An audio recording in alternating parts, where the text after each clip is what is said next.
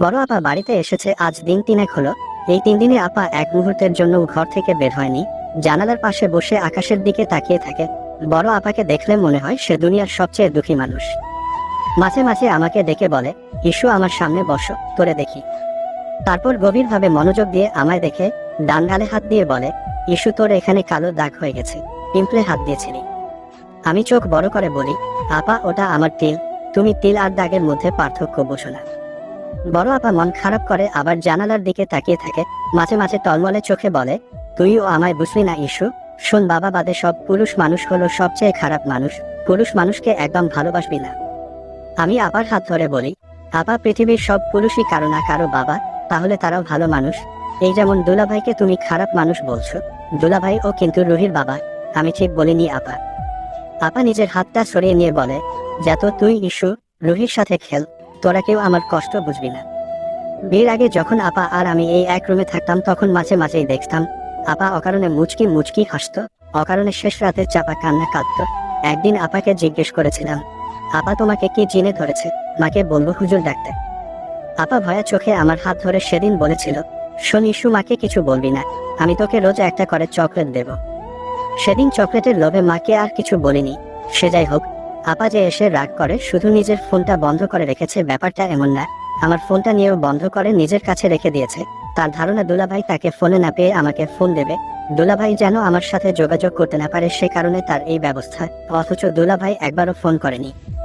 দুলাভাই যে ফোন করেনি এই ব্যাপারটা বোঝা অনেক সহজ, কারণ আপা নিজের ফোন 1 মিনিটের জন্য অফ করলেও 10 ঘন্টার জন্য ফোন খুলে অপেক্ষা করে। মাঝ থেকে আমার রায়হানের সাথে যোগাযোগটা হচ্ছে না।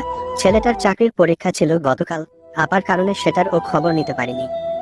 আপার কাছে গিয়ে বললাম, আপা আমার ফোনটা একটু দাও তো, একটা দরকারি কাজ আছে। আপা আমার দিকে তাকিয়ে বলল, ইস্যু ফোনটা চিলে নিয়ে গেছে। আমি তাজ্জব হয়ে গেলাম। ছোটবেলায় আপা কিছু লুকানোর হলে বলতো চিলে নিয়ে গেছে, আজ এই সিরিয়াস ব্যাপারটাতেও আপার মশকরা অসহ্য রকমের অসহ্য লাগলো। কিন্তু আপাকে বলেও লাভ নেই, পৃথিবীতে যেদি মেয়েদের মধ্যে প্রতিযোগিতা করা হলে আমার ধারণা আপা প্রথম 10 জনের মধ্যে থাকবে। আবার পৃথিবীতে যদি ভালো মেয়েদের মধ্যে প্রতিযোগিতা করা হয় তাহলে আপা নিশ্চিত প্রথম স্থান অধিকার করবে। সে যাই হোক, এই মুহূর্তে দাঁড়িয়ে রায়হানের খোঁজ নেওয়া দরকার আমার। ওর এই 27তম চাকরির পরীক্ষাটায় ও পাশ করলে বিয়ের প্রস্তাব দেবে সে, কিন্তু আপার কারণে সেটা হচ্ছে না।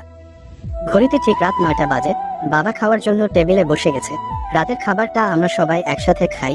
বাবার মতে প্রতিদিন একবেলা অন্তত পরিবারের সবাই মিলে একসাথে খাওয়া উচিত, তাহলে মহব্বত ঠিক থাকে। আপা কোনোদিন ও এই মতো অমান্য না করলেও এই 3 দিন আপা বের হয়নি। হঠাৎ কলিং বেলের আওয়াজ পড়ল। আমি দরজা খোলার উদ্দেশ্যে পা বাড়ালাম। সবাইকে অবাক করে দিয়ে 38 ঘন্টা পর আপা ঘর থেকে বের হয়ে আমায় বলল, ইস্যু তুই ঘরে যা, আমি দেখছি। আমি নড়লাম না। বড় আপা দরজা খুলে দিতেই দেখি রায়হান দাঁড়িয়ে, হাতে এক প্যাকেট মিষ্টি। ভয়ে আমার গলা শুকিয়ে যাচ্ছে। বড় আপা আবার আমাকে ধমক দিয়ে বলল, ইস্যু তোকে ঘরে যেতে বলিনি আমি। আমি এবার ঘরে চলে এলাম। তারপর কি কথা হয়েছে জানি না। 1 ঘন্টা পর আপা আমাকে আমার ফোন দিয়ে গেল আর পরিষ্কার করে বলে গেল, শোন ইস্যু, তোর দুলাভাই ফোন দিলে একদম ধরবি না। আমি কিছু বলার আগেই আপা ঘর থেকে বেরিয়ে গেল। জানালা দিয়ে দেখলাম রায়হান ও চলে যাচ্ছে। নীল পাঞ্জাবিটা ঘামে ভিজে গেছে। ফ্যান চলাকালেও ঘামার কথা না। ফোন থেকে ওকে একটা কল দিলাম। খুব অদ্ভুত মানুষের মতো ফোনটা কেটে পকেট ঢুকিয়ে নিজের মতো হাঁটা শুরু করলো। কি অদ্ভুত, মাঝে মাঝে মনে হয় আমি অদ্ভুত জগতে বাস করি, যেখানে সবচেয়ে অদ্ভুত মানুষ হচ্ছে আপা আর রায়হান। বড় আপা ঘুমিয়ে পড়েছে। পাশের রুমের কোনো বর্ণনা আপা আমাকে দেয়নি। রায়হান ও তারপর আর ফোন করেনি। চিন্তায় ঘুম আসছে না। হঠাৎ আবার কলিং বেলের শব্দ হলো। দরজা খুলে দেখি দুলাভাই। আমার দিকে তাকিয়ে একটা হাসি দিয়ে বলল, এই নাও শালিকা, এখানে 10টা সেন্টার ফ্রুট আছে, এগুলো তোমার জন্য। আমি দুলাভাইয়ের দিকে তাকিয়ে বললাম, এই জিনিস তো বাসার সামনেও আছে দুলাভাই, কক্সবাজারে আর কিছু ছিল না। দুলাভাই মাথা চুলকাতে চুলকাতে বলল, তোমার পছন্দ হয়নি। আমার উত্তর না নিয়ে আবার বলল, তোমার আপা কই, নেটের এত সমস্যা তাই কল করিনি। আপা ভিতরে ঘরে আছে, যান আপনি। আমি হাসলাম, কারণ ঘরের ভিতর এখন 1 ঘন্টা ধরে মহাযুদ্ধ হবে। তারপর সকালে পরিস্থিতি আবার স্বাভাবিক। আপা সকালে উঠে আম্মাকে বলবে, মা আতপ চালটা কই, তোমার জামাইকে পায়েস খাওয়াবা না। আপাদের এই ঝগড়া অস্বাভাবিক কিছু না। তারপর আপাকে দেখে মনে হবে আপা একজন অত্যন্ত সুখী মানুষ। এসব ভাবতে ভাবতে ছাদে চলে এলাম। রায়হানের এখনো কোনো কল নেই। হুট করে ফোনে মেসেজের শব্দ হলো। রায়হানের মেসেজ, বিয়েতে কি লাল পরবেন নাকি নীল, সময় অল্প, তাড়াতাড়ি আমার ঘরে আসার জন্য রেডি হয়ে থাকেন। মেসেজটা দেখে আমার মনে হচ্ছে শুধু আপা না, আজ থেকে আমিও পৃথিবীর একজন সুখী মানুষ, যে নিজের সবটা নিজের করে পেতে চলেছে।